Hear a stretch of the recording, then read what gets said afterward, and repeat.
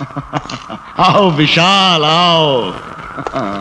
आज तो तुम्हें गले लगाने को जी चाहता है। तुमने कमिश्नर को मारकर समाज पर बहुत बड़ा एहसान किया है।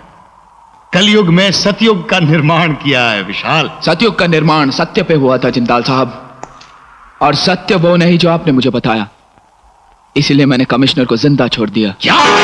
सब कुछ जानते हुए भी तुमने उसे जिंदा छोड़ दिया?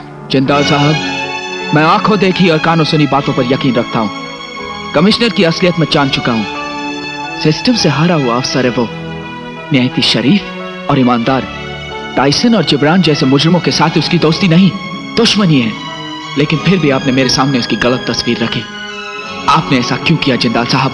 ऐसा क्यों किया बताइए। वो कमिश्नर बहुत बड़ा पाखंडी है विशाल। उसके ढोंग पे यकीन करके तुम बहुत बड़ी भूल कर रहे हो। यह भी हो सकता है कि आप मेरे सामने बहुत बड़ा ढोंग कर रहे हैं, या आपकी बातों और कहानी पर अंधविश्वास करके मैं बहुत बड़ी भूल कर रहा हूं। विशाल!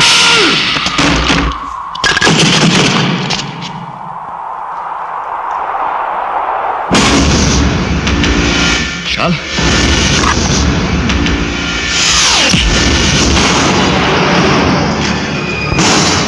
एक अंधा आदमी इतनी फुर्ती से अपना बचाव नहीं कर सकता जिंदाल साहब।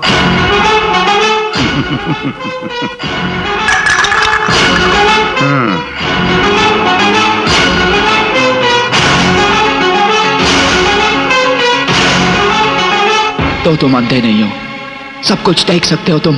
हाँ, बिल्कुल अच्छी तरह। और मुझे अब तक कठपुतली की तरह नचा रहे थे तुम। बिल्कुल सही नतीजे पर पहुंचे हो विशाल। मुझ पर अंधविश्वास करके तुमने वाकई में बहुत बड़ा धोखा खाया है। लेकिन तुम्हें चुनकर मैंने कोई गलती नहीं की, क्योंकि मुझे अपने दुश्मन टाइसन और जिब्रान को खत्म करने के लिए एक हथियार की जरूरत थी। जिस दिन रोमा ने मुझे तुम्हारे बारे में बताया, मैंने उसी वक्त तुम्हें अपना मोहरा बनाने का फैसला कर लिया।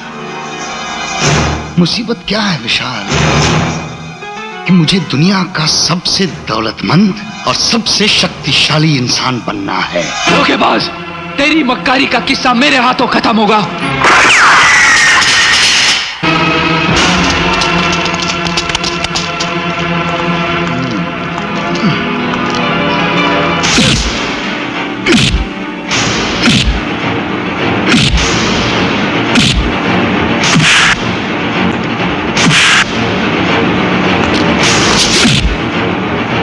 बांधो इसे।